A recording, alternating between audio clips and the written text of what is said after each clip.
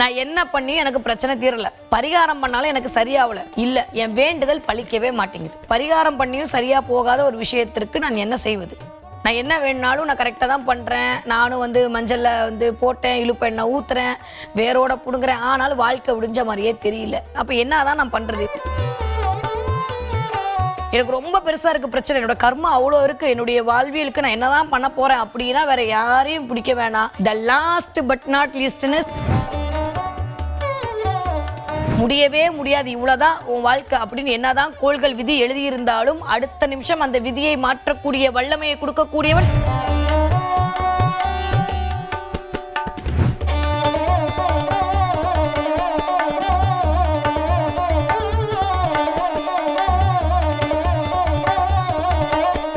உலகெங்கும் உள்ள தரிசனம் நேயர்களுக்கு வணக்கம். நான் உங்க வித்யா கார்த்திக். ஒவ்வொரு வாதமும் எனக்குன்னு ரொம்ப யூனிக்கா ஸ்பெஷலா எதை பண்ணா என்னுடைய வாழ்வியலை சரி செய்து கொள்ள முடியும்.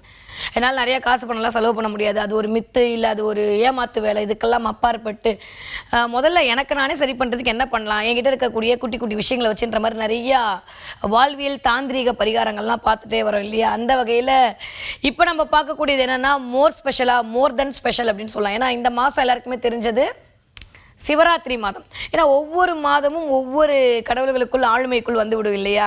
போன மாதம் ஃபுல்லாக அப்படியே முருகன் ஆக்குபை பண்ணிகிட்டே இருந்தான்.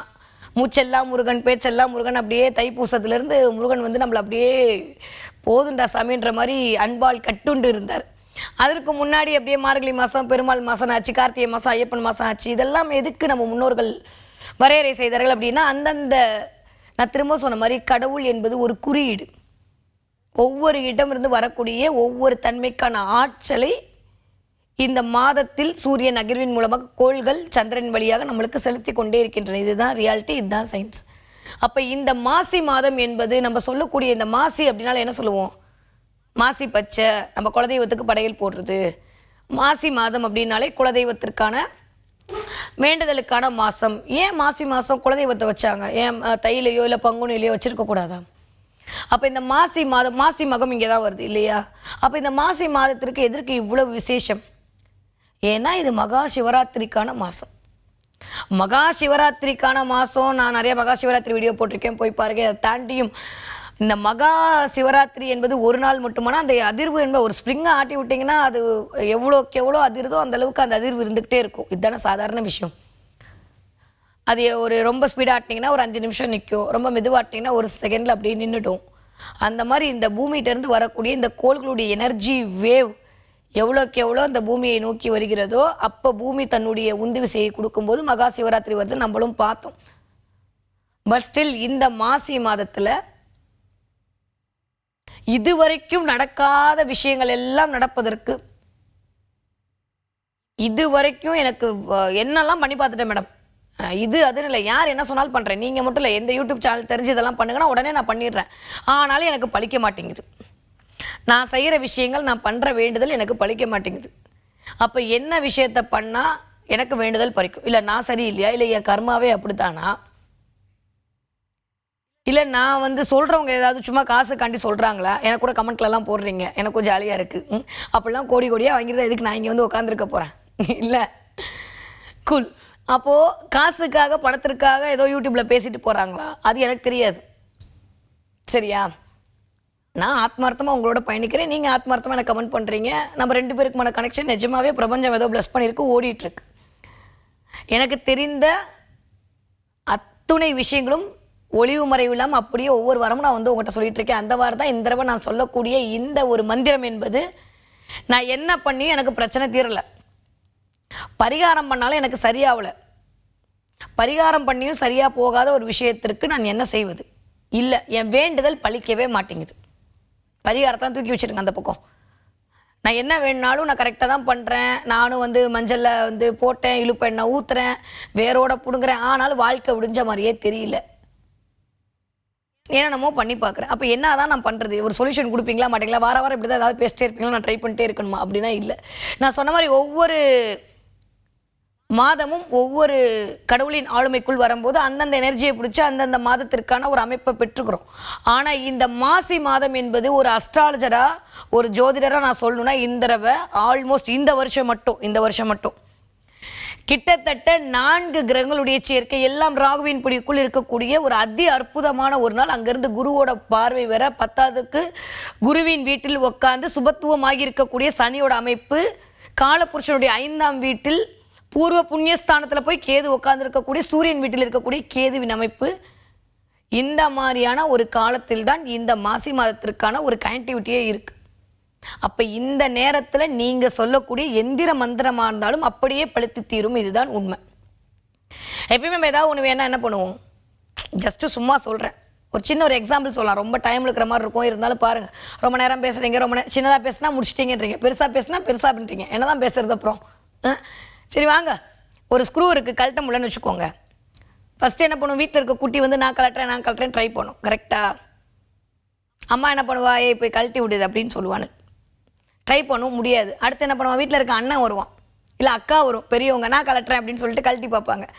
அதுவும் கழட்ட முடியல. அப்புறம் அம்மா என்ன பண்ணுவாங்க, அம்மா ட்ரை பண்ணுவாங்க, அதுவும் முடியாட்டி அடுத்த ஆயுதம் யார், ஒரே ஆள் அப்பா தான். இல்லை வீட்டு தலைவரோ இல்லை அப்பாவோ வரணும், வந்தால் வந்து அதை கழட்டி விட்டுறணும். உடனே அவர் அந்த ஆளுமையோடு வருவார், கழட்டுவார், இதெல்லாம் ஒரு பெரிய விஷயமா அப்படின்ட்டு போயிடுவாங்க. அப்போ அப்படியே ஒரு மாதிரி எப்படி என்ன ஹீரோ படம் பாப்பா அப்படின்ற மாதிரி நம்மளுக்குள்ள ஒரு சிலாகிப்பு வரும். இது ரியாலிட்டி. நார்மலாக நம்மளோட வீட்டில் எல்லாரும் இந்த விஷயத்தை அனுபவிச்சிருப்போம் இல்லையா? சில சமயம் குட்டியே வந்து திறந்து விட்டுரும், அதனால ஐ அப்படின்னு அது ஜாலியாக சுற்றிட்டு போகும். சில சமயம் அம்மா வந்து சொல்லிக் கொடுப்பா, ஏய் இப்படி தான் பண்ணணும், இதை பாரு அப்படின்னு. சில சமயம் அண்ணன் சொல்லிக் கொடுப்பான். இந்த மாதிரியான விஷயங்கள்லாம் இருக்கும். அப்போ முடிக்கவே முடியாத ஒரு பிரச்சனைன்னு ஒன்று வரும்போது யார் தேவைப்படுறா? எல்லாவற்றுக்கும் அதிகமாக வலுவாக இருக்கக்கூடிய ஒரு ஆள் தேவைப்படுறாங்க. கிளியர்? இந்த கான்செப்ட் புரிஞ்சிச்சு இல்லை? அந்த மாதிரி குட்டி குட்டியாக பண்ணி பார்த்து எனக்கு பிரச்சனை முடியவே முடியல, எனக்கு ரொம்ப பெருசாக இருக்குது பிரச்சனை, என்னோட கர்மா அவ்வளோ இருக்குது, என்னுடைய வாழ்வியலுக்கு நான் என்ன தான் பண்ண போகிறேன் அப்படின்னா வேறு யாரையும் பிடிக்க வேணாம். த லாஸ்ட் பட் நாட் லீஸ்ட்னு சிவன் காலில் போய் விழுந்தா மட்டும்தான் அது சரியாகும். ஏன்னா சிவனை உணர்வதற்கு என்பது அதுக்கு ஒரு கொடுப்பனை வேணும். எல்லாராலையும் உணர முடியுமானா எல்லாராலையும் உணர முடியாதுல்ல. எல்கேஜியில் உட்காந்து நான் பிஹெச்டி படிப்பேன்னு சொல்ல முடியாதுல்ல. எல்கேஜியில் இதுதான் அப்படின்றது தெரியும். ஏபிசிடி இஎஃப்ஜிஹெச் தான் நம்ம படிப்போம், அதே தான் லெட்டராக மாற்றுவோம், அதே தான் ரிசர்ச் பண்ணுவோம், அதை தான் வந்து கண்டுபிடிப்போம். இதெல்லாம் ஓகே தான். இந்த பேசிக் அதை வச்சுட்டு பெருசாக முடிக்க முடியாதுன்ற மாதிரி சிவனை உணர்வதற்கு, சிவனை ஐக்கியப்படுவதற்கு, சிவனை உங்களுக்குள் நிறுத்தி நீங்கள் தான் சிவன்னு வந்து அலாட்மெண்ட் கொடுக்கறதுக்கு இந்த ஒரு ஜென்மம் முடியுமா தெரியாது. அது கூட அவனுடைய அருள் வேணும். ஆனால் ஒன்று பண்ணலாம், எப்பேற்பட்ட பிரச்சனையாக இருந்தாலும் சிவனிடம் கொண்டு போய் சேர்க்கும்போது கண் நிமைக்கிற நொடியில் டக்கு டக்கு டக்குன்னு அந்த விஷயத்தை முடித்து காட்டி விடுவார். ஆனால் பல சோதனைக்கு அப்பால் தான் முடிப்பார். ஏற்கனவே நம்ம தான் வாழ்க்கையில் பல சோதனை சந்திச்சிட்டோம்ல. அப்போ இந்த தடவை என்னால் முடியவே முடியல, என் வேண்டுதெல்லாம் பழிக்கலை, என்ன சொன்னால் எனக்கான விஷயங்கள் நடக்கும், என்ன சொன்னால் சிவனை நான் வரையறுத்தல். சிவன் என்றால் இசிக்கொல்ட்டு மங்களம் என்று பொருள். உடனே அவர் வந்து சாம்பலில் இருப்பார், சுடுகாட்டில் இருப்பார்லாம் யோசிக்காதீங்க. சிவன்னா மங்களம்னு பொருள். எல்லாருக்கும் எல்லாத்தையும் கொடுத்து கடைசியில் சும்மா உட்காந்துருக்கா சிவன். எப்படி அப்பா எல்லாருக்கும் வீட்டில் கொடுத்துட்டு ஒன்றுமே இல்லாமல் இருக்கிற பிஞ்சு செருப்பை போட்டு வேலைக்கு போவார், அதே மாதிரி மிஸ்டர் சிவன் நம்மளுக்கு எல்லாத்தையும் கொடுத்துட்டு அமைதியாக சுடுகாட்டில் விபூதி பிடிச்சிட்டு உட்காந்துருக்காரு. கிளியர்? சிவன் கிட்ட போய் கேட்கும்போது முடியவே முடியாது, இவ்வளோதான் உன் வாழ்க்கை அப்படின்னு என்னதான் கோள்கள் விதி எழுதியிருந்தாலும் அடுத்த நிமிஷம் அந்த விதியை மாற்றக்கூடிய வல்லமையை கொடுக்கக்கூடியவன் சிவபெருமான்.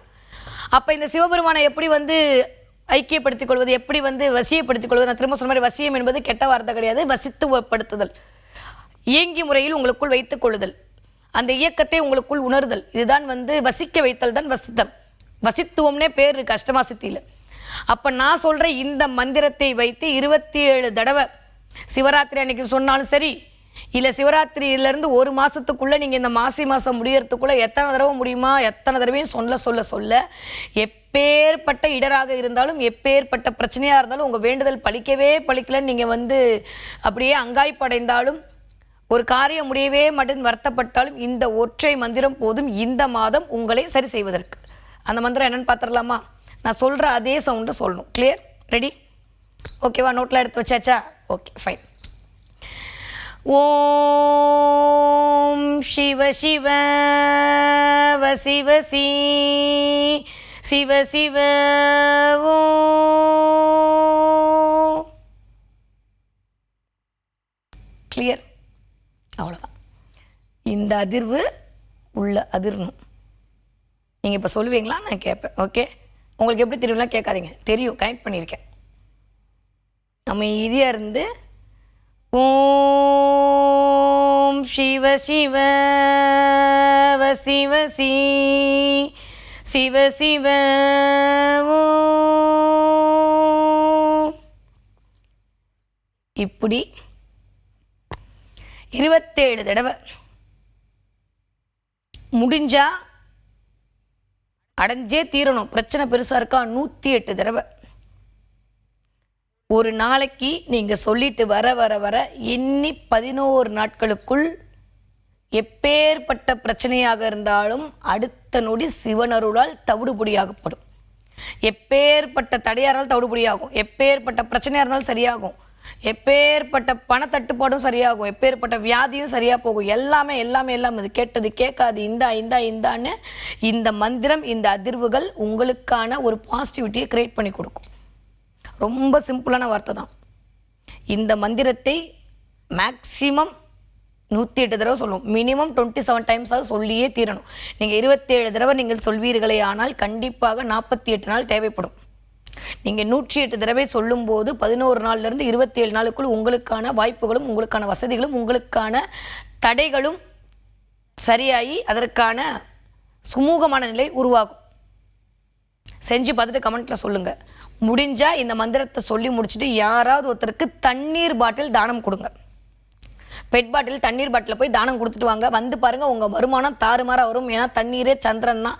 சந்திரனை தானம் கொடுக்க கொடுக்க கொடுக்க எப்பேற்பட்ட பிரச்சனையும் உங்களுக்கு சரியாகக்கூடிய காரணியை இந்த மந்திரம் இந்த மாசி மாதம் உங்களுக்கு உருவாக்கி கொடுக்கும்.